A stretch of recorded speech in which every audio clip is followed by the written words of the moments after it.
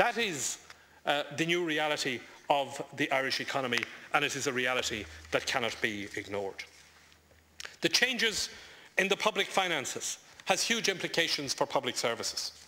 We already have a health service that's not working, and we now know that government departments are already preparing the cuts in services which will be implemented, or are intended to be implemented as a result of the change in our public finances. Taoiseach today referred to them as temporary adjustments. We're talking here about cutbacks.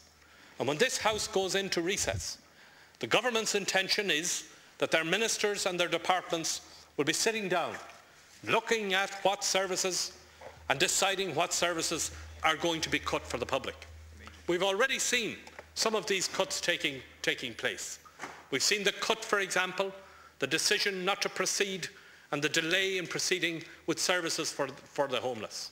We've seen people with disabilities unable to get the carers that they were promised 12 months ago. We are already seeing that those who are least able to bear the pain and those who should be least asked to bear the pain are the first to meet the knife of cuts that are already underway.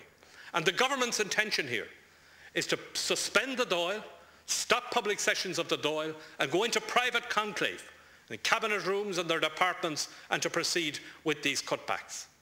The government has no right to do that. This is public business, and where this economy is and where our public services are is something that belongs to the people as a whole. And the government should be here on the floor of this House addressing these issues, putting the books on the table, putting the case on the table, setting out before us what are the options that are being considered by them so that we, the representatives of the people, can address them. On top of these difficulties, we now have, as we know, the political difficulty that the country as a whole, and the government in particular, has to address following last week's rejection of the Lisbon Treaty. It is a huge diplomatic challenge, and while I acknowledge that there was a concession today allowing us a debate tomorrow on this issue, this is an area that requires reflection by this House, and it requires some time and thought so that we can consider what are the many issues and responses that came from people through the course of that referendum. So what needs to happen here at Ceann Comhairle is this House needs to continue in session until late July and come back again in early September to resume addressing these matters.